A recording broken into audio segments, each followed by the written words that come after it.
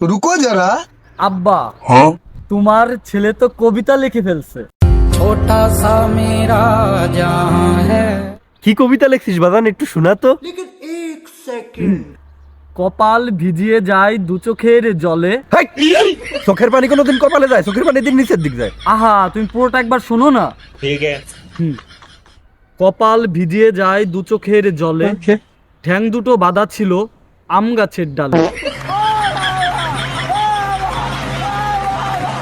আমি জানতাম বাজান তুই একদিন অনেক বড় কবি হবি।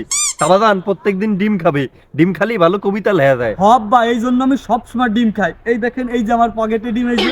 हाँ। হিরে তোর পকেটে গেঁদা কেন? সিদ্দিকে গেজা বলে করোনা অপমান, সিদ্দিকে সিদ্ধি বলে দেও একটু সম্মান।